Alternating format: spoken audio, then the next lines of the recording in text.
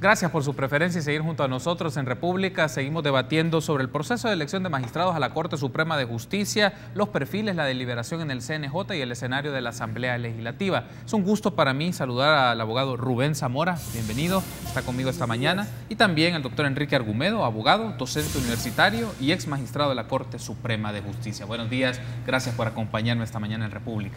Bueno, buenos días. Gracias por estar conmigo. Me gustaría iniciar puntualmente un poco la lógica de lo que abordamos en el bloque anterior con Humberto Sáenz y René Hernández Valiente sobre el proceso de evaluación de la selección en el CNJ, de los perfiles de magistrados. Son 30, pero de estos 15 provienen del CNJ, 15 provienen del proceso de elección de la FEDAES. Hablemos particularmente del CNJ y para eso quiero apoyarme con un video, un extracto de la entrevista que tuvimos hace unos días con la presidenta del CNJ, donde nos brindó su punto de vista sobre eso. Escuchamos y luego venimos con las reacciones de nuestros invitados. Sí hubo discusión y fuerte de cómo íbamos a resolver los 3 escritos presentados por el licenciado Anaya con relación a los 3 aspirantes que estaban ya para pasar a la fase, bueno, ya habían pasado a la fase deliberativa y de votación. Sí fueron discusiones fuertes porque realmente usted pudo percibir que el licenciado Santos Cecilio, junto con otras concejalas, tienen una interpretación, ¿verdad?, distinta en relación a los alcances que nosotros debemos de, digamos, actuar con relación a nuestras funciones. Sí. Entonces, ellos tienen una interpretación un poco más restrictiva con relación a la interpretación que podemos tener otros concejales, que consideramos que pudiera ser más extensiva, digamos, procurando, o aquí es donde viene el tema de la argumentación y principalmente viene el tema de qué corriente de pensamiento es la que tenemos cada uno de nosotros. Ahí teníamos entonces las declaraciones de la presidenta del CNJ, la licenciada María Josa de Parada, y particularmente se refería al debate sobre 3 perfiles que quedaron fuera de la lista, pero que fueron parte de una discusión previa al 9 de mayo, que fue la deliberación que se dio totalmente y la selección de los 15. Y ahí habían 3 perfiles que habían generado debate porque el abogado Enrique Anaya presentó unos recursos ante el CNJ sobre los casos de Belisario Artigas, Julio Valdivieso y Carlos Murgas, pero aparece en esta primera intervención también de que había diferencias y habían puntos de vista entre los concejales sobre por qué excluir o no estos 3 perfiles, pero también sobre los otros que se convirtió en la discusión de las últimas semanas en el seno del CNJ. Y me gustaría iniciar con esto, Rubén, ¿cómo evalúa este proceso en términos generales de lo que ocurrió en el Pleno del Consejo Nacional de la Judicatura? Bueno, pues, en primer lugar, muy buenos días, gracias por la invitación y muy buenos días a todas las personas que están con nosotros en esta discusión a través de la televisión. Mire, yo creo que hay que ver el fondo del problema. Todas estas discusiones, pues está bueno, ahora hay discusión al menos. Aquí hemos pasado por etapas. Primero era el presidente el que le mandaba la lista a los diputados y los diputados, esos eran los magistrados, sin discusión alguna. Después ha empezado ya que hay discusiones. Ahora tenemos una discusión. ¿Cuál es el problema de fondo? Que lo que tenemos es discusión y no tenemos ley. Para mí el problema fundamental de todo esto es que no existe una ley para elecciones de segundo grado. La Constitución lo que nos da son parámetros, pero creo yo los suficientes parámetros como para que se construya una ley. Y aquí están los casos, pues. Está la bendita esta vinculación, ¿verdad? Que se le inventó la sala de lo constitucional, ¿verdad? Pero nunca la definió. ¿Qué vinculación? Material, además. Una persona, por ejemplo, que le entrega $1000 a la campaña del partido político, ¿tiene o no tiene vinculación? Claro que tiene vinculación. Una persona que tiene simpatía por el partido y da el voto por el partido, aunque no sea ni siquiera, ¿verdad?, ¿tiene o no tiene vinculación? Pues la tiene más pequeña. Entonces, el problema es que no tenemos parámetros reales para poder concretizar lo que la Constitución nos dice de una honestidad notoria y una capacidad notoria de los candidatos. Y de ahí que vengan que unos creen que con solo aparecer en una foto, en una actividad de un partido, ya hay vinculación, y otros creen que no. Primer problema. Segundo problema, ¿qué tipo de vinculación? Porque aquí solo se habla de vinculación política, que es muy importante, porque son cargos políticos, ¿ya? En el sentido amplio de la palabra. Pero ¿y la vinculación económica? ¿Acaso no es muchas veces mucho más fuerte la vinculación económica?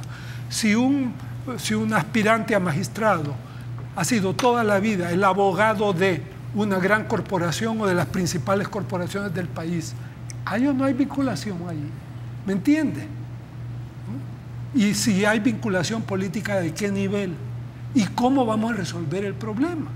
Entonces, esa para mí es el problema central y creo yo que tenemos que abocarnos a una discusión seria sobre cómo se van a manejar todas las elecciones de segundo grado. Ha puesto sobre la mesa Rubén Zamora algo muy interesante, Enrique, es la necesidad de un marco legal a nivel secundario que permite y establezca los parámetros para la deliberación, pero el proceso de decisiones que va a tomar, por ejemplo, el Consejo Nacional de la Judicatura, de los perfiles que recibe para proponerlos ante la Asamblea Legislativa, que es una decisión de carácter política, y también retomar un poco las declaraciones de la presidenta del CNJ en el sentido de que habían diferencias, si bien, pero era la manifestación también de perspectivas y hasta corrientes de pensamiento al momento de sustentar o argumentar su decisión. ¿Cómo valora estos elementos? Bueno, veamos. Tal vez la parte final de lo dicho por Rubén. No tenemos una ley. ¿Desde cuándo se viene hablando de una nueva ley procesal constitucional? Desde que nosotros estábamos en la sala, digo nosotros porque René Hernández también lo estuvo y hace un rato estuvo acá. Desde 1994 hicimos proyectos y hemos llegado a 2018 y todavía no existe. Hay que hacerla. Y no solo regular ahí lo inconstitucional de amparo y habeas corpus, sino también la parte del órgano. ¿Cómo se llega a ese órgano de la Sala de lo Constitucional? Entonces, sí, hay que hacer eso. Pero bueno, estamos actualmente sin eso y eso es hacia futuro. Me parece que vamos mejorando. Vamos mejorando por lo que anteriormente se dijo. ¿Quién era un magistrado de la Corte Suprema de Justicia? Lo que el presidente de la República quería. ¿Quién es el presidente de la República? El secretario general del partido oficial. Y ahí sí vale decir partido oficial, porque tanto PRU como PCN eran partidos oficiales. FMLN no es partido oficial, es partido de gobierno, y hay que saber distinguir eso. Entonces la famosa división de poderes era nada más algo escrito en la Constitución, pero eso no operaba. Los magistrados estaban al servicio del Ejecutivo, del presidente de la República. Eso no es ahora. Eso no sucede ahora, y por eso es que vemos cuántas veces lo que el Ejecutivo quiere, pues el Judicial se lo vota. Lo que el Ejecutivo quiere, el Legislativo no se lo aprueba, porque estamos jugando en la democracia. Estamos en eso, y eso es la democracia, en donde no hay uno solo que mande, sino que hay un control, los famosos controles interórganos. De manera que, sin embargo, en la Constitución algo me dice: independencia. ¿Qué vamos a entender por independiente? Independiente de todo sentido, sí, independiente del partido político, independiente del grupo empresarial, independiente de los grupos sindicales. Entonces hay una independencia general, independencia religiosa. Como he escuchado decir a Héctor Dada, yo formo parte de un partido político, pero yo soy más independiente que muchos que no forman parte de partidos políticos, dice. Y menciona que en el aspecto religioso hay gente tan fanática que, úpale, es peligrosa. Entonces debe haber independencia de todo, e incluso se habla que debe de haber independencia sobre sus mismas ideas a la hora de resolver. Alguien puede tener una gran, y se menciona el caso de Colombia, un magistrado de pensamiento conservador católico, y le tocaba decir sobre aborto, y a la hora de las horas él se independizó de sus criterios y dijo: yo debo resolver con corresponde conforme a la Constitución, dando una gran sorpresa. Hasta incluso de esos prejuicios debe uno de ser independiente también. Tengo que hacer una pausa, pero al regresar ampliemos un poco más este tema de la discusión de vínculos de carácter económico y si esto cómo afecta en el ejercicio de toma de decisiones al momento de deliberar sobre puntos relevantes a nivel nacional. Y esta Sala de lo Constitucional ha emitido sentencias sobre diferentes ámbitos y la nueva composición no le excluye de que tenga que abordar también temas difíciles ante recursos, ante amparos, ante demandas de inconstitucionalidades. Eso lo vamos a ver en unos minutos. Permítanos una pausa. Regresamos.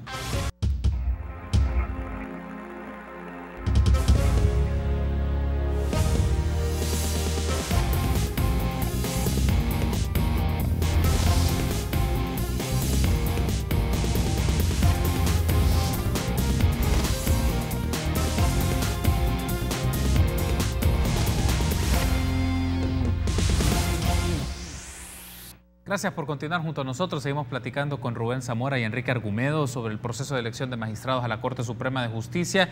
Y enfaticemos un poco más, Rubén, sobre el tema de carácter económico, el denominado vínculo económico. Hemos hablado del vínculo político partidario y hay una discusión también si esos vínculos políticos, entre comillas, bloquean los derechos políticos que tienen todos los ciudadanos. Y ese es un punto, pero quiero referirme al carácter económico, es cómo podemos identificar estos acercamientos o relaciones económicas que podrían permear el juicio de un magistrado de la Corte Suprema de Justicia. Mira, esto, la verdad es que eso es en todas partes, sucede eso, pues. Por ejemplo, ponerte el caso de Estados Unidos. Tú no puedes concebir que pueda llegar a la Corte Suprema de Justicia un abogado que no tenga algún tipo de vinculación, sea por partido, por el lado de partido, sea por el lado económico. Más que todo es por el lado económico. Suelen ser abogados de mucho prestigio, ya de una edad ya más respetable, etc. ¿Cómo se resuelven estos casos? Con transparencia. Por ejemplo, ¿qué es lo que hacen? Un magistrado, por ejemplo, que ha estado vinculado con empresas, los hay varios en la Corte Suprema de Justicia, hacen lo que se llama un fideicomiso ciego, se llama. Antes de poder ser, hace un fideicomiso en que sus bienes pasan a ser administrados por otra persona u otra entidad y, por ejemplo, el magistrado no puede hablar de eso ni se le informa absolutamente nada sobre cómo se manejan las cosas durante su periodo. Por lo tanto, ese magistrado ha roto el vínculo o lo ha puesto en suspenso mientras es magistrado. Político, transparencia. Si yo tengo simpatía por un partido político, se declara. Y si tengo militancia en un partido político, antes de poder entrar al proceso, rompo ese.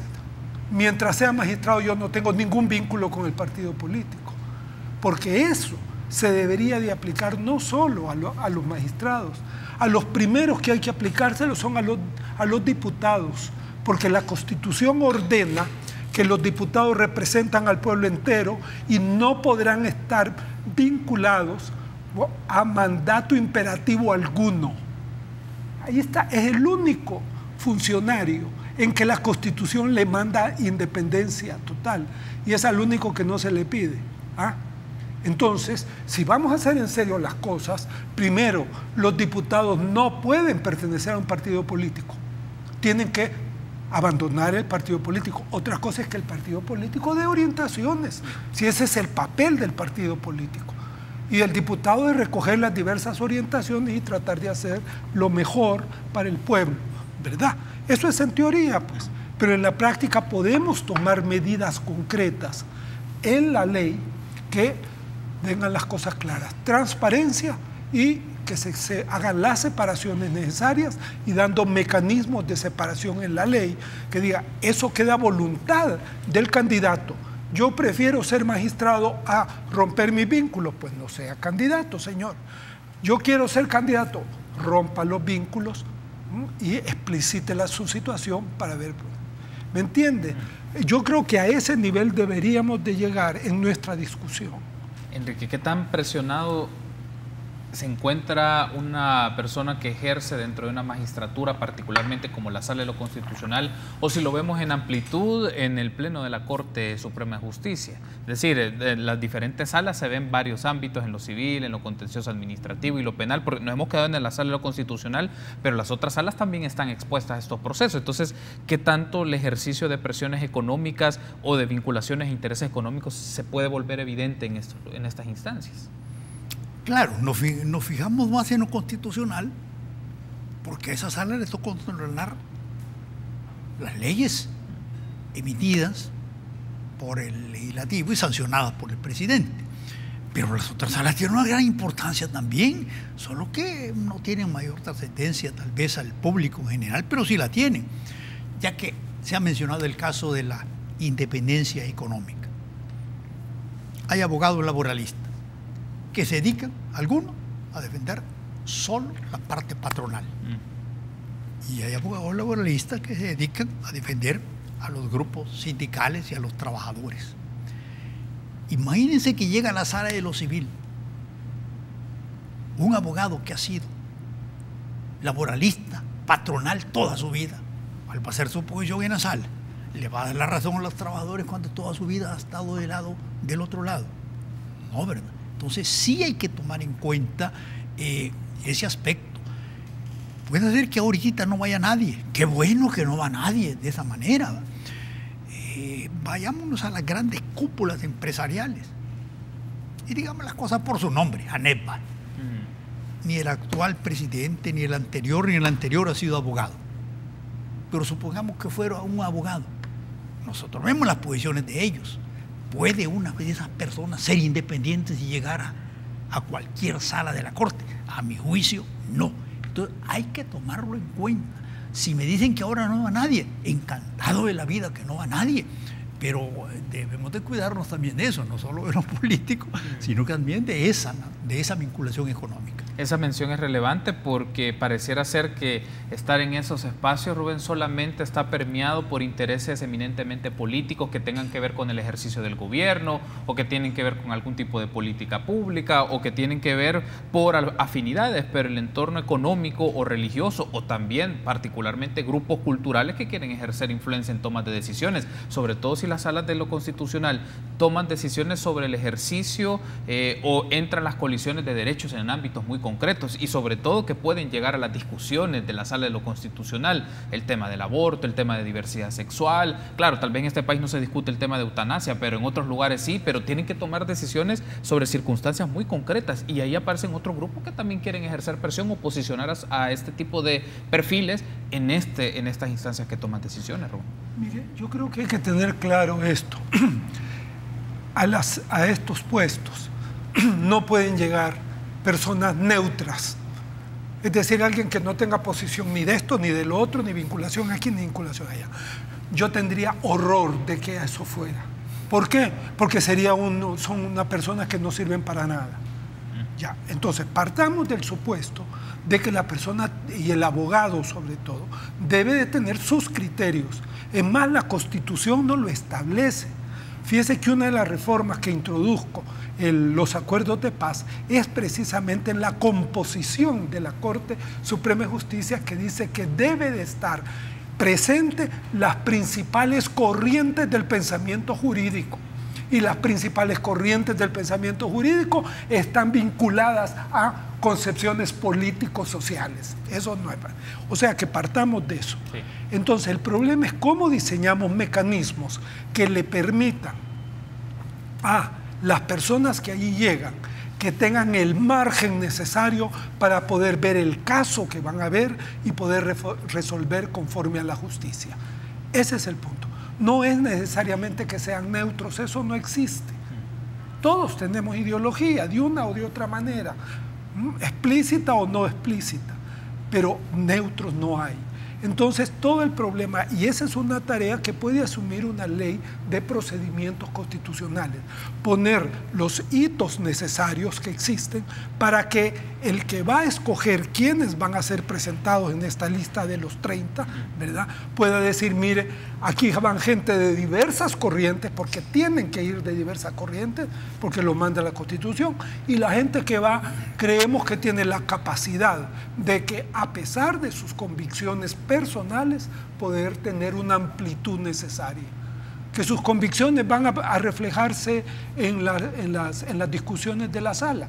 Por supuesto, eso es ineludible, pero que tenga esa capacidad y que le quitemos las cosas que lo atan abierta o materialmente, como dice la sala, a la política partidaria o a los intereses económicos o a los intereses sociales o de carácter religioso. Perfecto, tengo que hacer una pausa, pero al regresar hablemos un poco sobre lo que implica un proceso de negociación de estos perfiles y de esta figura de cargos que tienen que tomar decisiones en las magistraturas en la Asamblea Legislativa, es decir, en la negociación que implica llegar a una instancia como la Asamblea Legislativa y los intereses, las expresiones partidarias, pero más allá de eso, las posturas hasta personales de individuos en la Asamblea Legislativa que quieren promover ciertos perfiles o bloquear a otros. Permítanos una pausa, regresamos.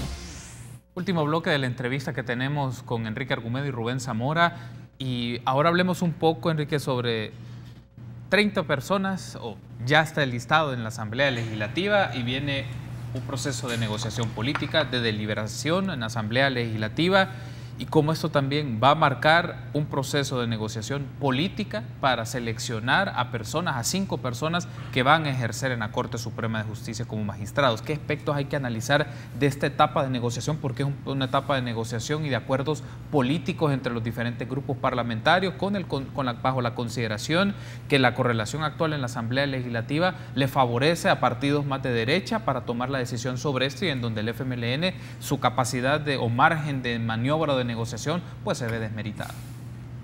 Bueno, se creyó que la cosa iba a ser fácil, ¿va?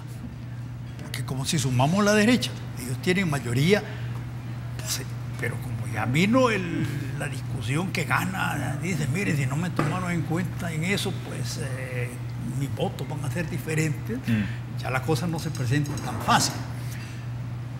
Qué bonito sería de verdad que si los partidos tuvieran cuotas. Tal vez esta idea no es mía, pues lo he oído por otros lados. Pero cuotas para que cada quien propusiera lo mejor. Mira, dije Arena, yo voy a llevar 2, pero los 2 mejores. Y el FMLN los 2 mejores también. Una lucha a ver quiénes presenta. Algunas veces hago comparaciones con cuestiones de deportes que la gente está tan pendiente de ello. Es como que en el Mundial, para armar las selecciones nacionales, no buscaran a los mejores jugadores de cada país, sino que voy a poner de portero a uno que está jugando en un equipo de tercera categoría porque es mi amigo. Algunas veces pongo esas cosas en la Corte, que lo hemos visto que los diputados, con tal de meter al suyo, meten a una gente que no debiera de haber llegado y lo meten a una sala. Y también hago comparación con medicina, es como que al jefe de oftalmología llamaran a alguien que alguien toda la vida ha sido ortopeda. Así también los diputados no se fijan a quienes eligen y mandan a una gente que toda la vida ha sido penalista a la sala de los contenciosos administrativos que no sabe nada. Debemos de tener el cuidado entonces de que cada partido luche, pero por presentar los mejores que convengan más a la justicia del país y a la democratización del país. Rubén, usted ha estado en este proceso previamente de deliberación y negociación entre los partidos políticos para seleccionar magistrados y magistradas. Y Enrique mencionaba algo muy interesante: si los partidos estuvieran en disposición de brindar sus mejores perfiles, las mejores personas para este cargo y lo que implica la elección y la decisión de estos cargos, pero en la Asamblea Legislativa los criterios, los ritmos y las lógicas van por otro lado.